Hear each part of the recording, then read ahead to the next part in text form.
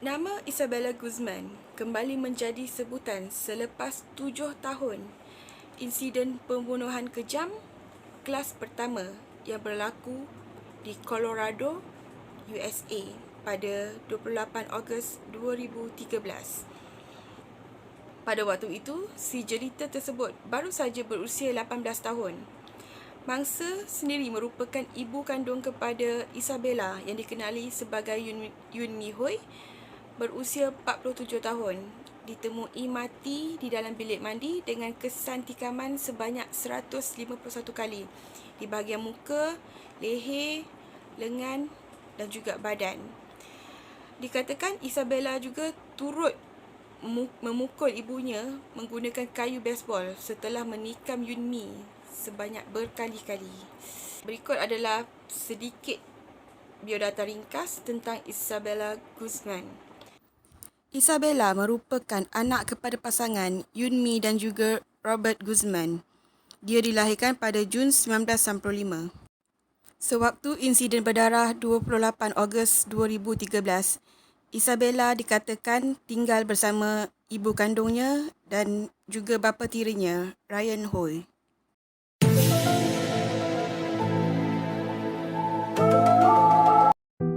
Satu hari sebelum kejadian, iaitu pada 27 hari bulan 8 2013, Isabella bertindak meludah ibunya serta turut menghantar email berbau ugutan "You will pay" yang bermaksud kau akan terima balasannya. Rentetan kejadian itu, bapa tirinya Ryan Hui telah melaporkan kepada polis. Pada pagi 28 hari bulan 8 2013, Polis Aurora telah datang ke rumah serta memberi amaran kepada Isabella untuk menjaga tingkah laku jika tidak mahu dihalau oleh ibunya. Menurut bapa tirinya, Ryan Hui, keadaan kembali terkawal selepas lawatan dari pihak polis ke rumah mereka. Isabella dilihat hanya berkurung di dalam bilik sepanjang hari. Ibu Isabella yang takut dengan kelakuannya telah menelefon ayah kandung Isabella, Robert Guzman, untuk memberi nasihat kepada Isabella. Pada jam 7 petang, ayah kandung Isabella, Robert Guzman, datang melawat keluarga itu untuk berjumpa dengan anaknya Isabella. Robert Guzman menasihati Isabella bahawa pentingnya menghormati orang-orang yang lebih tua. Pada jam 9.30 malam, ibu Isabella, Yun Mi Hui, kembali dari tempat kerja kemudian terus naik ke lantai atas untuk mandi. Pada waktu itu juga, Ryan Hui sedang makan malam dan terdengar bunyi seperti orang sedang bergumpal. Serentak dengan itu, terdengar jeritan isterinya yang memanggil namanya. Ryan Hui bergegas lari ke bilik mandi, tetapi Isabella dengan pantas menutup pintu. Kemudian Encik Hui terlihat darah mengalir keluar dari pintu bilik mandi. Ryan Hui menghubungi 911 untuk membuat aduan bahawa isterinya telah diserang oleh Isabella di dalam bilik mandi yang berkunci. Kemudian Isabella keluar sambil tangan memegang pisau dengan pandangan yang kosong, tak bercakap apa-apa. Ryan cuba untuk menyedarkan Yun Mi, tapi malangnya telah mati di saat Ryan Hui melihat matanya. Polis Aurora mengesahkan Yun Mi Hui telah mati pada jam 10.28 malam. Isabella Guzman tidak dapat dikesan sehinggalah pada petang keesokannya. Menurut polis, selepas kejadian, Isabella singgah di H-Mart untuk mencuci rambut di sinki dan menukar pakaian. Isabella memberitahu dia telah dirogol di Denver dan meminta mereka tidak menghubungi polis kerana dia risau polis akan menghantarnya kembali ke rumah dan dia takut dengan ayahnya. Akhirnya, selepas 16 jam diburu, polis berjaya menemui Isabella sewaktu dia sedang keluar dari garaj parking. Saksi kejadian juga mengatakan terlihat 3 orang polis memegang pistol sambil mengarahkan remaja tersebut untuk duduk di atas tanah sebelum membawa Isabella pergi. Kemudian pada Disember 2013, mahkamah memutuskan Isabella Guzman tidak bersalah. Dia dikatakan mengidap penyakit mental yang dikenali sebagai skizofrenia paranoid. Dia kemudian dihantar ke Institut Kesihatan Mental Colorado di Pueblo.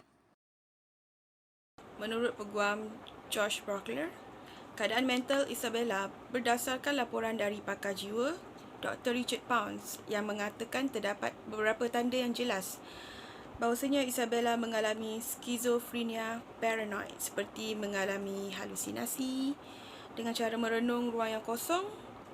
Kadang-kala dia bercakap dan ketawa sendiri-sendiri.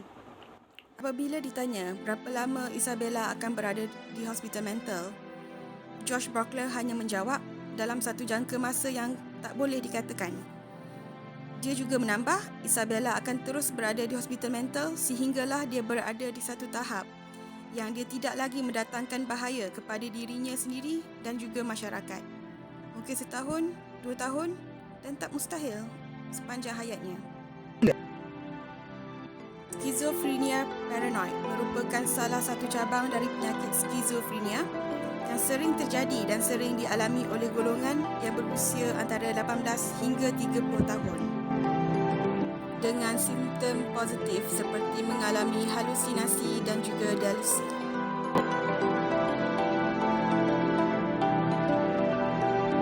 Sewaktu dalam proses mental evaluation, Isabella dikatakan Yunmi bukanlah ibunya yang sebenar bernama Cecilia.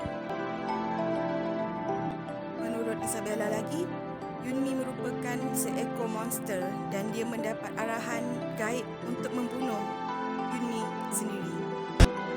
Malah pada hari dia ditahan, Isabella sempat bercakap kepada polis bahawa mereka telah tersalah orang. Dia mendakwa bahawa dirinya adalah Samantha Gonzalez, berasal dari Ohio. Tambahan pula, Isabella mempunyai trauma sejak kecil kerana perceraian ibu dan bapanya. Hal ini menguatkan lagi faktor penyumbang kepada kesihatan mentalnya. Untuk menentusahkan bahawa seseorang itu tidak waras, bukanlah semudah seperti ini.